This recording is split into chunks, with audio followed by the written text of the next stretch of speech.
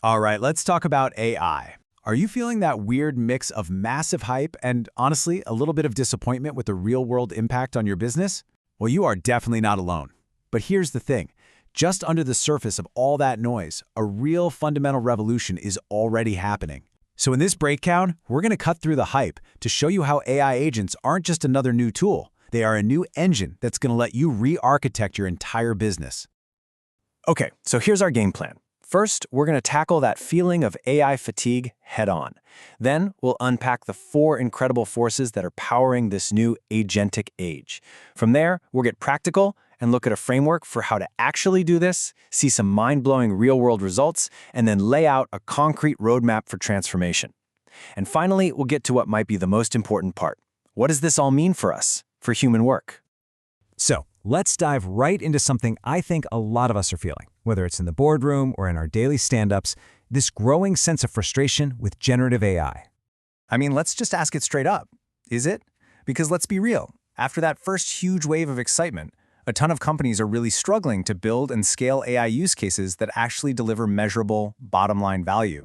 And this right here, this sentiment perfectly captures what the folks at Gartner call the trough of disillusionment. You know, it's that dip right after the peak hype where the tough reality of making it all work kicks in. But, and this is so important, it's in this exact moment of doubt that a massive strategic opportunity opens up for anyone who knows where to look next.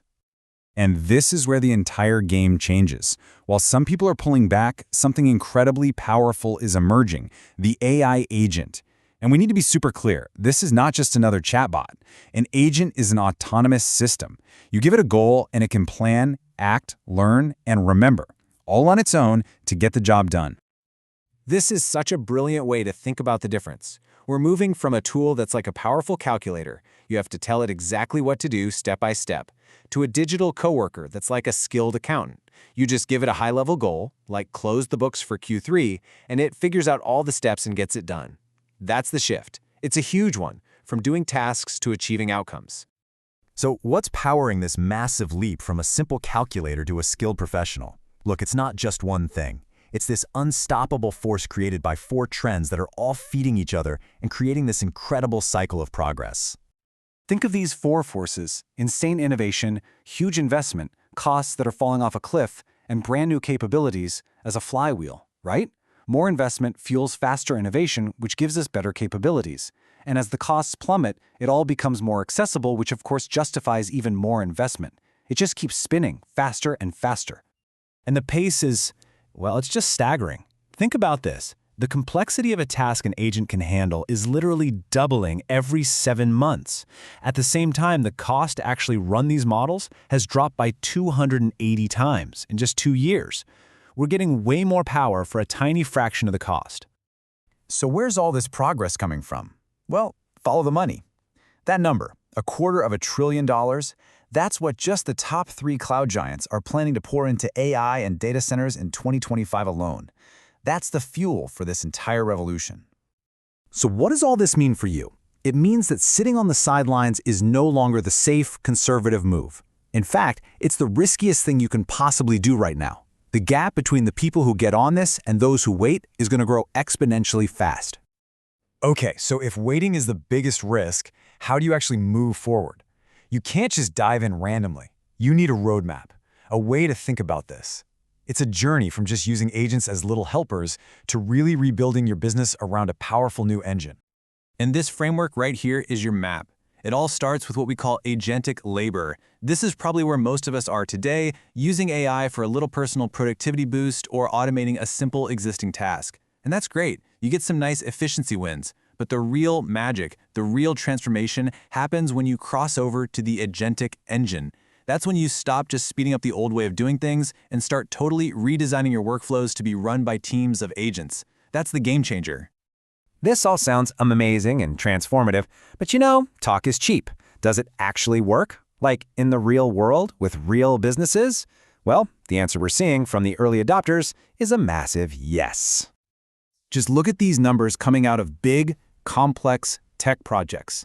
Companies that are using these agentic systems are slashing project timelines by 40 to 50%.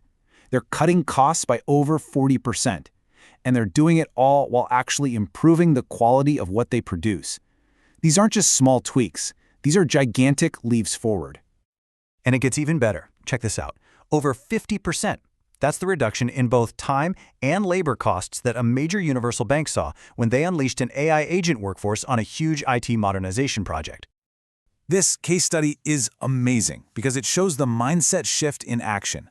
See, the bank didn't just hand their developers some AI tools. No, they built an agent factory. Get this, a team of 100 AI agents supervised by just 5 people.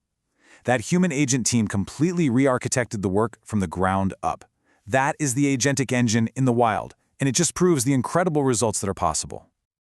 So, the results are clearly there. The potential is undeniable. So how does a company actually get started on this journey? How do you get from where you are today to becoming a fully agentic business?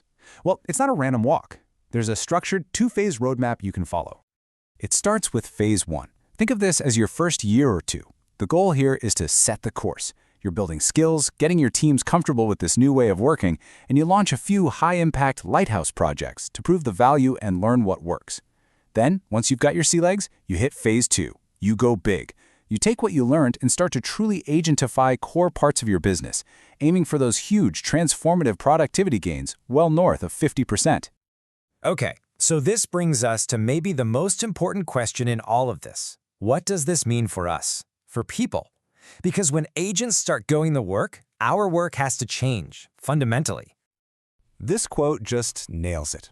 As these autonomous systems take over more and more of the day-to-day execution, the coding, the data analysis, the report writing, our value as humans moves up a level. We stop being the doers and we become the directors. So what does that actually look like? Well, in the past, your value came from being an expert doer. You are the best at performing a specific task. In the future, your value is going to come from being an expert work designer. You'll be the one who can build, train, and supervise teams of AI agents to hit those big business goals. You're no longer playing an instrument, you're the conductor of a digital orchestra. And if you take just one thing away from this whole breakdown, let it be this. Your #1 learning objective for your career, starting today, is to make this transition. Becoming a skilled work designer and an agent supervisor, this isn't just a good idea, it's pretty much the new curriculum for staying relevant. And so that leaves all of us with one final question to really think about as we plan for what's next. In this new agentic age, every choice we make about how we learn, how we develop our teams, and how we set our strategy is, really, an answer to this question. Are you preparing for the world that was, or for the one that is rapidly coming into view?